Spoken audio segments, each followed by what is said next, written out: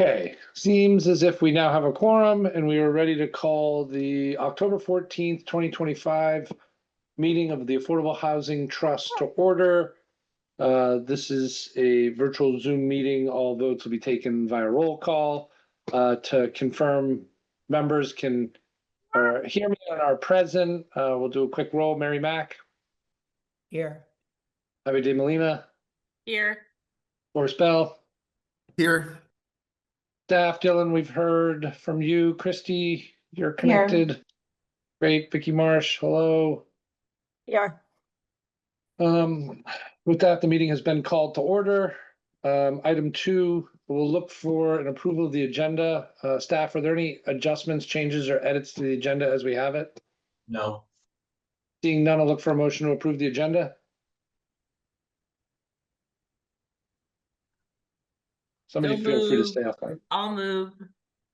Okay, I got moved by Mary and seconded by Abby. Thank you. By roll call, Mary Mack, Aye.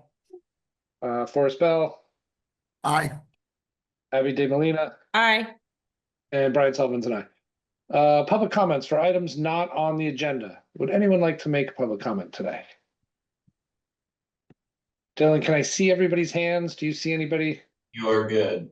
No Okay.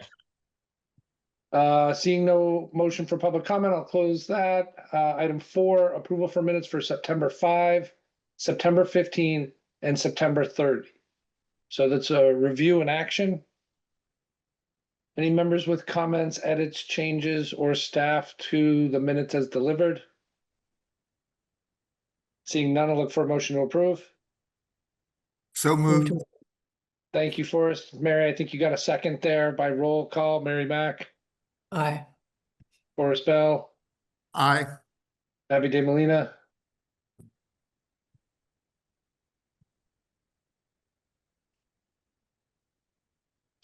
Abby, can you hear me? Sorry, I was on mute. Aye. Thank you. Penny, I'm gonna have you abstain because you came in halfway through. Brian Sullivan's and I. For the record, we'll note that Penny has now joined the meeting. We are on item 5, announcements. I will throw, who wants to take announcements? Dylan or Christy? I can do them unless Christy wants. Go ahead, Dylan. Okay, so we are excited to announce that the year-round deed restriction pilot program is now open. The Town of Nantucket Affordable Housing Trust launched the year-round deed restriction pilot program on Wednesday, September 17th. And the program offers financial incentives to preserve and create year-round housing.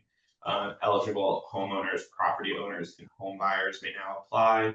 More details in the application can be found at nantucket-ma.gov. I won't read out the whole URL, but it is accessible in the publicly posted packet. And if you visit the Housing Department's website, you can access the application there.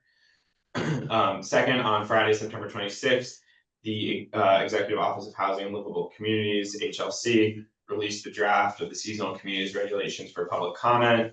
They are accepting public comment through 11:59 p.m. on Friday, October 31st.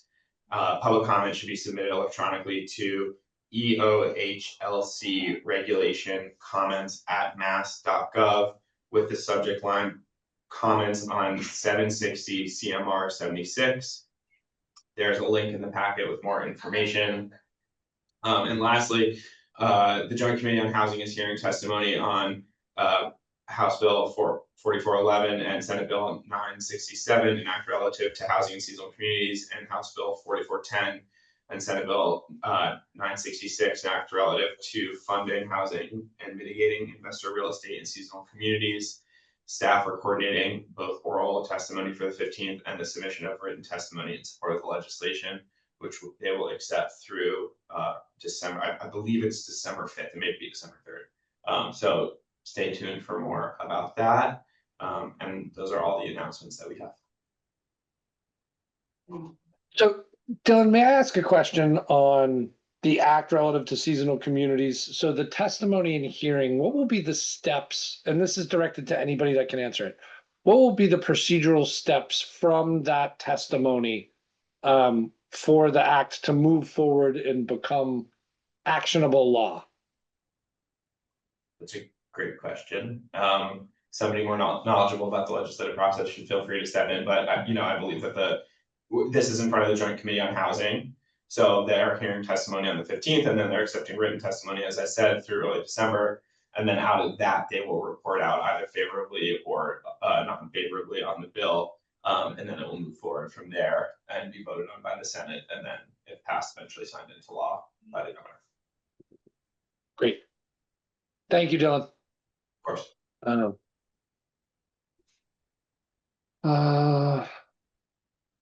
Okay, so we'll move from announcements to Dylan, I know you want me to mention the joint meeting, and I'll save that for board comments later. But item 6, Habitat for Humanity, Nantucket Waite Drive. We're gonna get an update. Jerry is here, Jen, so I will open the floor to you. Okay, I'll start just as most of you know, thank you. We are in the middle of building 6 homes on Waite Drive behind the firehouse.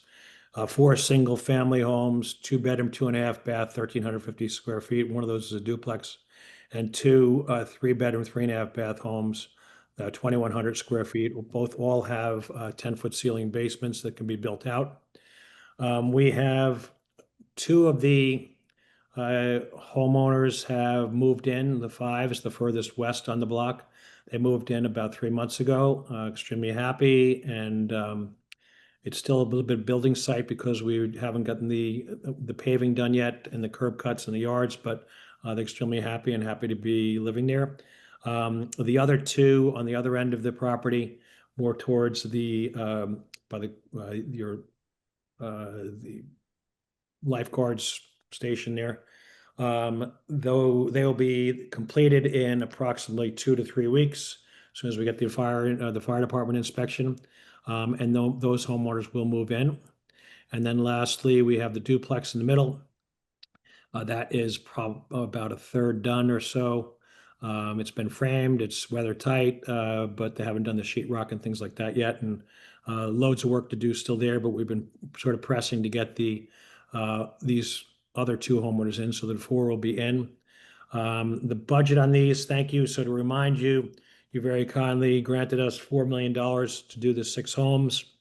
We were putting in $360,000 of Habitat's money, and the Community Foundation was putting in $30,000. To date, we spent 2.7, submissions 2.7 to the trust.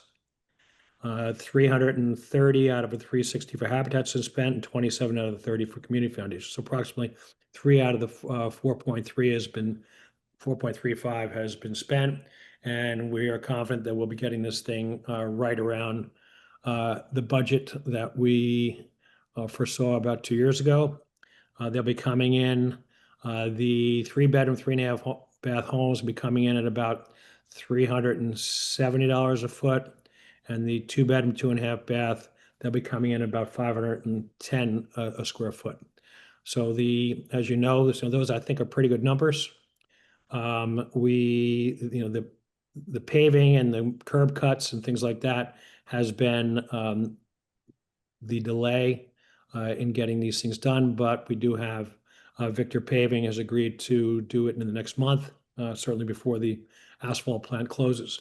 And it's going to become a busy area because, as you know, Tacoma Green will be starting on December 1st. So the whole area is going to be busy. But we did, very importantly for the town, we did get approved by the planning board 12 parking spots on site. So there'll be no parking for any of the homeowners on Waite Drive. It's going to be very busy there as is. So they're aware of that, and in their homeowners agreement, they know that they cannot be parking on the street. So all is going extremely well, and thanks to you and your funding, and our subs and whatever else have been doing a very good job, and we're basically right on time and right on budget. So Jennifer, anything to add? I think what I would just add, thank you for that, Jerry, and thank you for the Affordable Housing Trust to have Habitat today. I was kind of looking more at the demographics. Jerry did speak to the fact that, we are now on phase 2 of the Wait Drive where we had the lottery for the duplex. We've received, 40 applications and 33 of those were approved. I think it's interesting to note that out of those, 12 were from, 2-parent households, and then 21 were from, single parent households.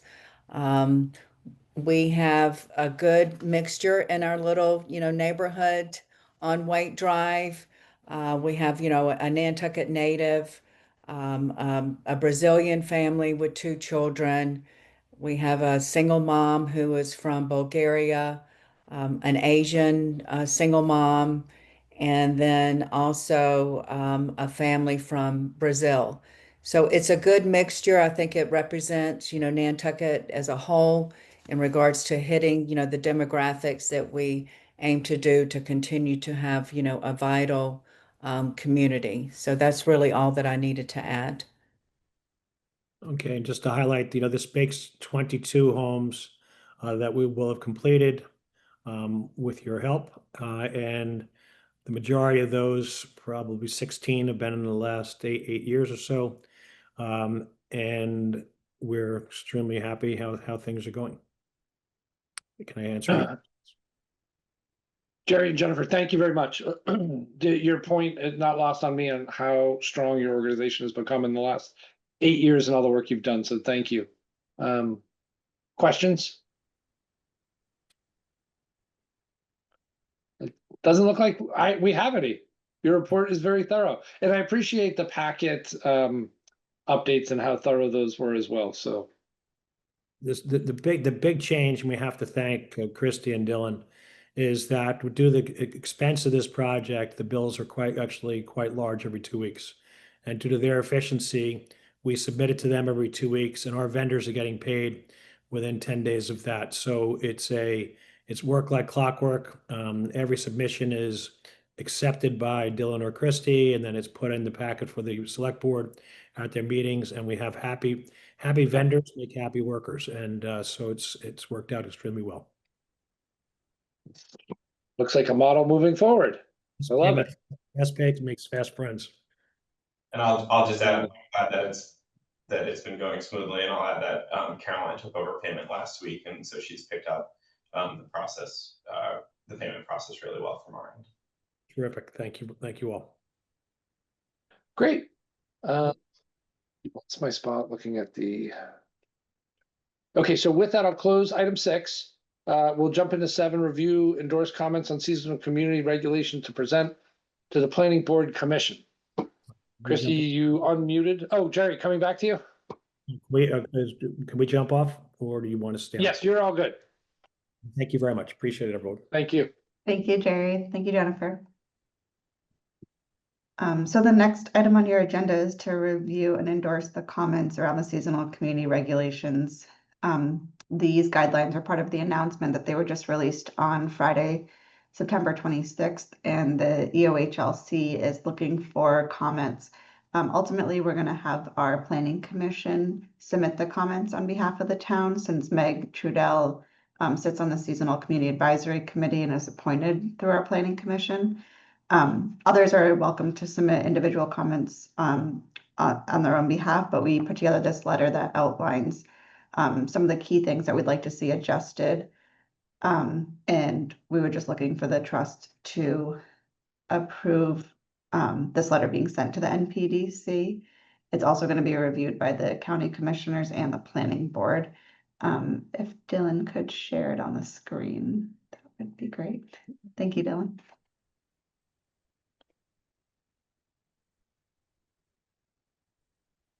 Penny. Yeah, just quickly, through you, Mr. Chair, to Christy, will the select board be sending their own letter? The ask is for the county commissioners to comment on it and for it to all go through the planning commission. Thank you.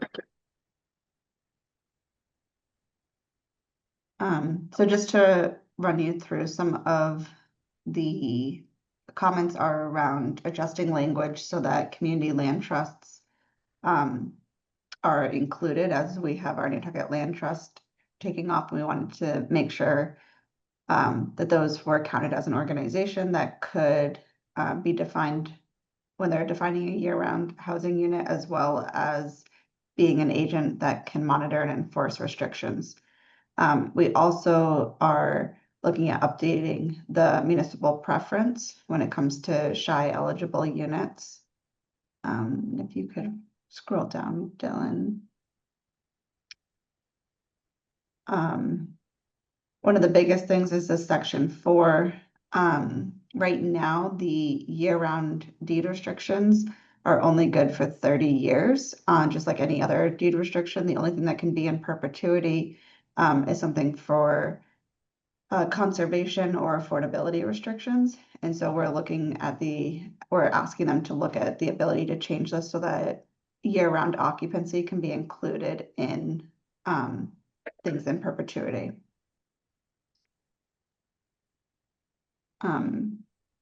We also are asking them to review the year-round housing trust. We're still getting clarification on this, but right now it seems that we need to have year-round housing trust separate from the affordable housing trust, and we'd like to have clarification on if those can be combined, especially for small towns in seasonal communities. That's a big lift from staff. We also wanted to just make sure we weren't duplicating efforts in terms of what the Community Preservation Committee is doing. And two big things was that affordable housing trusts are exempt from taxes and exempt from 30B and in terms of intergovernment transactions. And right now, the year-round housing trust, in the way that it was defined in the original Affordable Homes Act, is not included in those exemptions. So we want to make sure that that adjustment is made as well. As always, we want to make sure we put in something around funding streams and a push for transfer fee to be able to fund the many projects that we want to be able to do and to take that burden off of our taxpayers that have currently been supporting all of the funding currently to the Affordable Housing Trust. So this draft would then be kind of endorsed by the trust, and then it will also go on the county commissioner meeting, which is the 22nd of October, and the planning board is reviewing it this Thursday, and then the NPDC is going to meet on the 27th, and the comments are due by the 31st. And yeah, we can stop sharing the screen so Sally can take questions. Thank you, Christy. Abby? I was just curious, Christy, did you get a sense that talking about the exemption for Affordable Housing Trust, do we have support from the county commissioners on that being exempt from taxes? Like, do we have support from the other town areas on that? So this draft letter came, this was worked on between Laura Silver, who's my counterpart on the Vineyard, and myself with Meg Trudell. So it hasn't been in front of the county commissioners yet. Okay, I was just curious, but and you're right, our meeting's on the 27th, and so we'll put this in our packet. So probably sometime next week, our commissioners will see it. So thank you. Thank you, Abby. Penny? Yeah, thank you, Brian. I just saw this for the first time today, and the deadline on this isn't till October 31st for feedback. And I want to have the time to read this carefully before I vote on it. So I request respectfully that we can push this to another meeting. Okay. Let's keep chatting about it for a little while. Yeah, and then I guess, Vicky? Oh, go ahead. oh, sorry, just through you to Abby. Abby, was there any kind of discussion about clarifying the ADU vis-a-vis our tertiary situation? Good question, Penny. We've talked about it, but I think that there's some of the sense that that might be more of planning board taking the lead, which with the commission, it's just all the planning board members are on the commission, but I don't know if the discussion would actually be in a planning board meeting as opposed to our commission meeting. I ask You only know what I because mean? I know that it's something that Megan was concerned about as well. Yes, I think some people know there are some active voices about the ADU situation, so I would think it'd be good to have all of our ducks in a row with that. I agree. Okay, thank you. Thanks, Penny. Vicky? Thank you, Mr. Chair. I have a question for Christy, just as a clarification. I actually just got to see this letter also this morning. So, the year-round occupancy restriction that, it sounds like you're trying to get it so that it would be in perpetuity. Do you know if it's looking to be added to the statutory reference of 184 section 3133, similar to what the regular affordable restriction is and conservation? Right now, there is a statute, 183 section 26, which allows for certain restrictions if they're held by governmental bodies to be able to be held in perpetuity. So very often what's been happening is we've been holding these type of restrictions. If the trust or the town were to be holding it, it would be in perpetuity pursuant to that 184 section 26. So I guess I'm just wondering, how are you looking to add this to the statute similar to conservation and affordable housing and agriculture? Is that what you want to do? Yes, so in our interpretation, when Secretary Augustus was here and going over the regulations, was that it needed to be going through the legislation for them to update it. So it wouldn't actually be in the regulations if they can make this change. They would need to change the statute. But we wanted to make sure we got that comment in so that they know to be working on it. I don't know if they were under the impression that if the government owns it, it could be in perpetuity, because they made it sound like because it wasn't in with the conservation and affordability restrictions, that it could only be 30 years.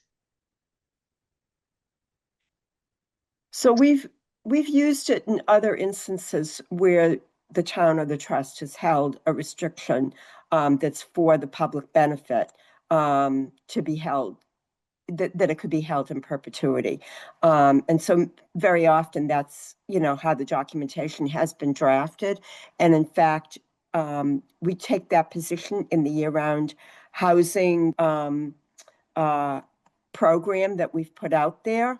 So I just want it understood that right now that's how we're going about it.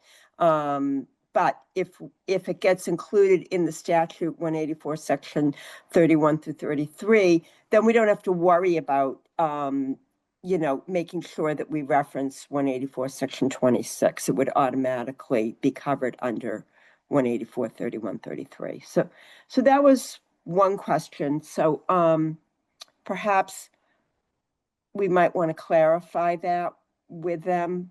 Okay. And the other question that I had, has to do with the year-round housing trust. And are they looking to have like right now we have our affordable housing trust. Are they looking for a year-round are they looking for a year-round housing trust that's going to be separate? Are they looking for a year-round affordable housing trust that would be separate? So I'm just really not sure what they've mandated or included in these guidelines. So do you have an explanation of that? Through you, Sully, Meg Trudell received guidance last week because we're asking the same question, if we need to have separate trusts or if they can be one. And kind of the feedback that she received was possibly submitting a home rule petition to amend the Affordable Housing Trust to incorporate a year-round housing trust. But it's still developing. But that's kind of why we're also asking for clarification in this letter, to make sure that when you think of other towns like Chilmark or Quina that are much smaller, trying to have both an affordable housing trust and a year-round housing trust, and trying to implement all of these is a lot for a small town and staff resources. So our hope is that they could be one, but we just don't have the guidance yet. Okay, but we would have to do that through special legislation, probably, which If takes a that's long the- time. That's my concern. If that's the case, then we're hoping that there can be an adjustment in the Seasonal Communities 2.0 bill that's currently in session, which is actually being heard on Wednesday, tomorrow for comment, is perhaps they could add something into that that allows us to enact this year-round housing trust into the Affordable Housing Trust without special legislation. Okay, all right. That's good. Great, thank you. Of course. Thank you, Vicky. Thank you. Others with questions?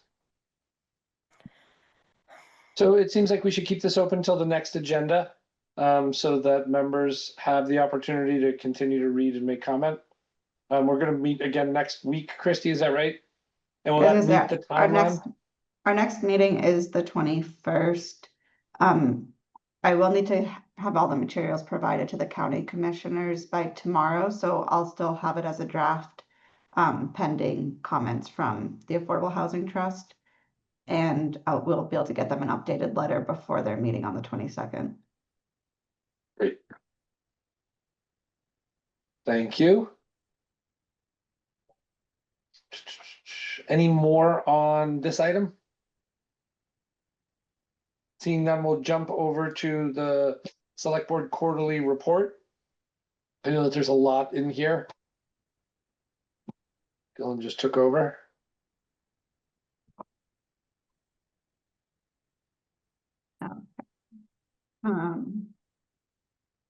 So we've already wrapped up another quarter. So I'll be presenting to the select board on October 22nd.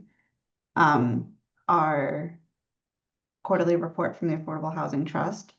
So I just wanted to kind of review what we'll be touching base on. I always do this where I kind of give you guys the outline and then we put together a PowerPoint and present to the trust. The biggest news is that we've hired Caroline Ferguson as our administrative specialist who's sitting with Dylan. And so she's been taking over staff duties in terms of being a liaison with the Affordable Housing Trust members. And will be the one posting agendas and packets moving forward. We plan to touch on the transfer fee advocacy and everything we've done over the last couple of months, as well as a review of our joint meeting, which I know we're have on our agenda next.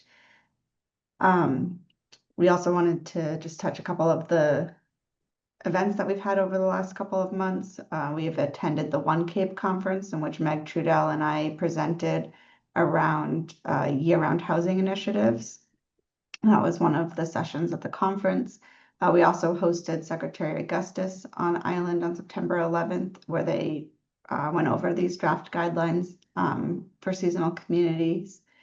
And we also co-hosted the Room for Us premiere at the Dreamland with Housing Nantucket. And we had a panel in which myself, Tucker Holland, and others kind of spoke around how this documentary really portrayed the impacts of affordable housing in our community. And we had a very successful summer internship program. As you guys heard at the last meeting, we went over a lot of their projects that they accomplished, and they've been an integral, they put together all the structure for our testimony for all these bills. So it's been easy once we get the notification of a bill that we have letters drafted and a framework for getting everything submitted. We're continuing to work on Habitat for Humanity, which we just heard from. Tacoma Green is very close to closing. They're planning on a closing for November 6th. I say we're close to closing. There's miles of paperwork that Vicky is reviewing. So it's a big lift, but they're hoping to close before the end of this year. And we just were before the select board last week around certification of our housing production plan due to Meadows 1 and a few other units, giving us enough units for 1 year of safe harbor. Tacoma Green, when they pull their building permits, will give us an additional year. So we'll amend that and submit that for 2 years of safe harbor. We've also been working with affirmative investments to get everything worked out in terms of their proposals. And they want to kind of get the ground running with their ground lease agreement and getting things in front of the planning board and their financing in place. So they've been active in our office as well. Programs and initiatives, we'll review the year-round deed restriction pilot program, which has been the biggest lift of getting that off the ground this quarter. That's been posted and we are accepting applications until November 14th. The lease to locals program, we have put out an RFP for an administrator for that program. It closed and we received 2 bids for that. So we are just waiting for the RFP committee, which is Brian Sullivan, myself, and Brian Turbot to meet. We are trying to meet this week, might be early next week. And we also awarded our housing production plan update. The 2026 housing production plan was awarded to Barrett Planning. We received 2 bids for that, and Barrett Planning was the one that succeeded. So Judy will be kicking off that to get community engagement. We have awarded a rental preservation program to Placemate, and we have a kickoff call this week. And our WPI students arrive next week to kick off their project, which is looking at unlocking housing potential in downtown historic Nantucket. So we have a lot of projects in the works and things that are wrapping up. So that's what I'll be touching on next week, as well as communications. Thank you, Dylan. A few other things that we've been working on in terms of getting ads out in the community about the Affordable Housing Trust in our newsletter. And if you want to stop sharing the screen, I'm happy to take any questions, comments, feedback.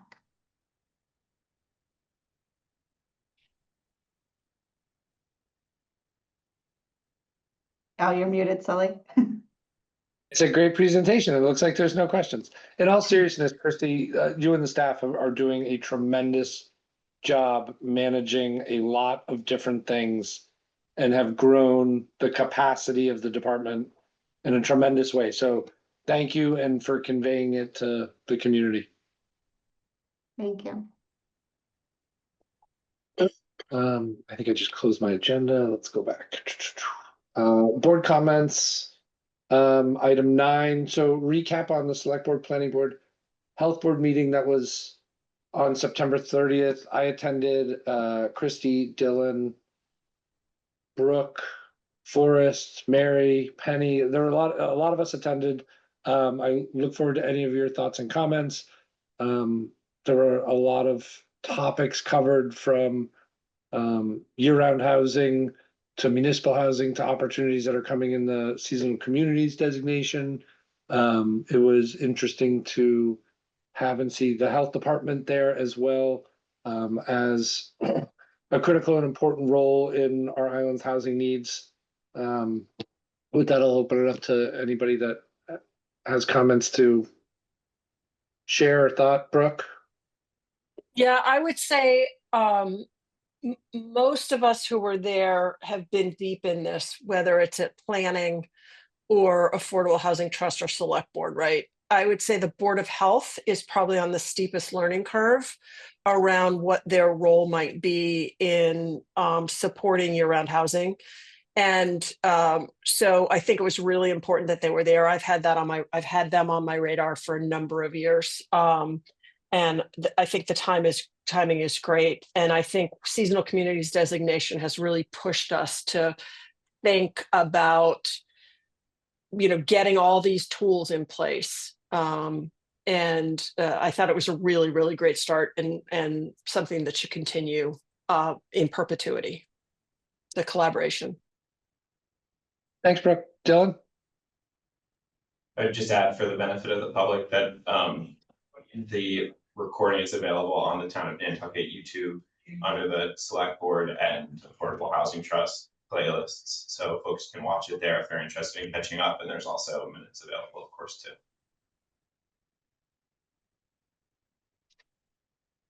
And Christy, outcomes that we'll see from the Barrett Planning Group on the meeting, kind of a written report or next steps? What do we expect to see? Yes, so Judy is meeting with department heads, the CAP, what they're working on, and then we'll have a full report of key ideas and outcomes, and then ideas for moving forward. And as I had mentioned at the kickoff of that meeting, it's something that other towns do either quarterly or every 6 months. And it's something I'd love to see our boards continue to collaborate. Good ideas come out of it, and then we all move into town meeting on the same page. Awesome. So stay Anyone else, tuned. any thoughts or comments on it? Seeing none, we'll close. Any other board comments not listed? Seeing none, I'll close that. Look to other business. We have meetings planned for next Tuesday at 12:30, the 21st of October, and then on November 4th at 12:30. Penny, could you just raise your hand? Yeah, just quickly, I didn't see it on the, may I please just share a couple of observations Please. about that? So Dylan was there. There were a number of representatives from the Nantucket Land Trust and also the Land Bank. Rachel was there. One of the big differences in terms of how the Vineyard has or is tackling their housing issue is they have for many years now been working hand in hand with their land bank. Their land bank was founded in 1996. A recent project that we viewed was 33 acres owned by the land bank, 8 of which were dedicated for housing ownership opportunities. And they let the developer of that, the nonprofit, put infrastructure on some of the 33 acres. So it's a real partnership. They have more land, they have larger undeveloped tracts still. But it was very interesting, and I think a day well spent. I don't know if Dylan wants to add anything to that. But... Yeah, I think that.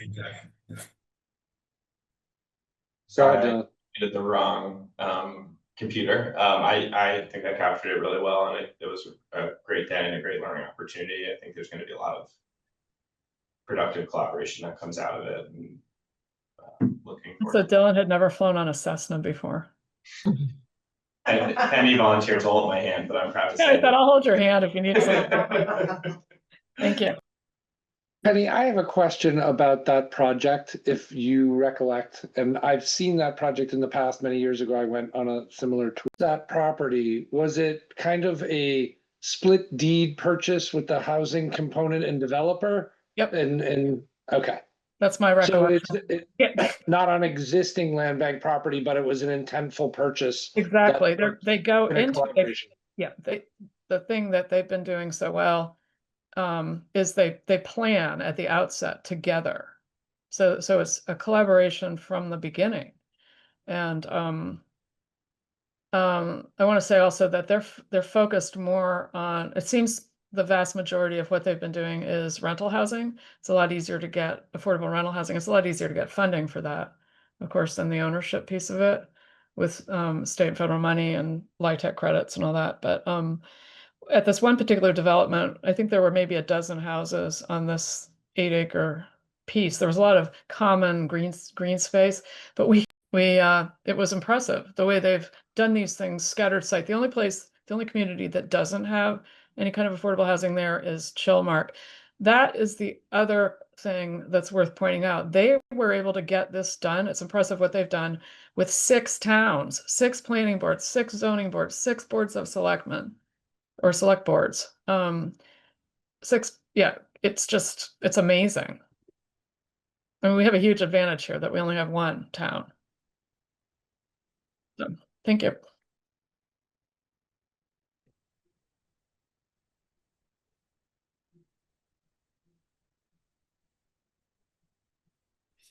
You're muted, Sully. there any way that we can get the land bank here to join one of those joint sessions if we have another one again? Certainly, the land bank is, I know, working with staff about all of this. And there are going to be opportunities, I'm sure, for collaboration going forward. Okay. I see Eleanor is here on our meeting. So Mary, so the land bank attended the vineyard trip, you mean the first board's housing? I mean, like the joint session that we had on September 30th, have Right, the right. land bank join something like that Great idea. along with everybody else that was already there. Good idea. Thanks. Vicky? So one thing that the Vineyard has that allows for them to have all of these types of projects, they have a Martha's Vineyard Commission, which like oversees projects that are of a certain size. Right. And so they weigh in to all of these type of projects that are affordable housing projects. And I know, they've turned some down, but they've, also allowed for some to move forward. And it is very interesting that they, the land bank there, and the developers work pretty closely together too. I mean, it's not adversarial at all. And the towns, are able to, protect what interests they want to protect as far as conservation land or the density zoning, things like that, without having to worry about it being like a 40B. And so I know I stayed in a part of Katama this summer, and then I saw recently that right near where we stayed was the approval of a project which was going to have a large open space area and then some single family homes, some of which were going to be more market rate, but some of which were going to be affordable. And that was, I thought, really interesting, the way that they've gone about it. So, and this was in a very high-end area of other homes. So people weren't upset that they were going to have, this type of development near them because of the fact that so much of it was also going to be preserved. So it's very interesting how they're able to do that over there. Thank you, Vicky. Penny, did you want to comment on that before I jump to Dylan? Just a really quick follow-up. When the Martha's Vineyard Commission and the Cape Cod Commission were formed, they, unlike the Nantucket Planning Commission, have regulatory powers, and they did from the start, which is very different. But again, what Vicky says is it's not adversarial. People are working together for a common goal. And I just think that's remarkable given the 6-town setup over there. We saw a 60-unit development being built by Delbrook right across, they'd just broken ground, right across from the school, right next to a hockey rink, right next to the YMCA. We saw a 36-unit mixture, I think there were 4 for sale or ownership, and the rest were rental in Edgartown, on the edges of Edgartown. So it's impressive. They've had a bit of a head start over us too, but thank you. Thanks, Penny. Dylan or Carolyn? Yeah, just to add a little color, I think a lot of the conversation was great about thinking about, it occurred within the context of the differences of the islands and how there's a lot more space to develop over there. So we spent a lot of time talking about creative ways to build affordable housing. We don't have to get into all that now, but it was a very dynamic discussion. Thanks, Dylan. Any other business? I just wanted to make a note that the Tuesday, November 4th is also a special town meeting. So I just want to make sure that we still want to have a meeting that day, or did you guys want to move that meeting? How do you feel about our agendas and items that need to be? Is there anything that is time sensitive that would have to be voted on at that time period, or can we push it to a later date or onto the 21st agenda? We could most likely move it. I'll take a look with staff. I would think we could move it to either the 21st or the 18th. If anything does come up before, we could always email around for a special meeting. But there's nothing right now that's on our radar that's Oh. time sensitive. For the 28th. I think the goal would be to eliminate the meeting as long as we're not holding up a project or an approval. Okay. Brooke? Yeah, I agree. I think we should keep it on our calendars, but with the proviso that it's only for urgent matters that day. So we all hold it in our calendars just in case we need to have that meeting. It's not that we can't do it that day. It's just, it's gonna be a long day. Okay. With that, I'll look for a motion to adjourn regular session, not to return for the purpose of convening an executive session. The to items discuss posted in the agenda. the items posted in the agenda. Would anyone like to So make that motion? So Brooke? moved. And a second? Second, Thank you, Mary. By roll call, Abby DeMolina, Aye. Mary Mack, aye. Bruce Bell, Aye. Brooke Moore, Aye. Penny Dye, Aye. and Brian Sullivan tonight. Thanks, everybody.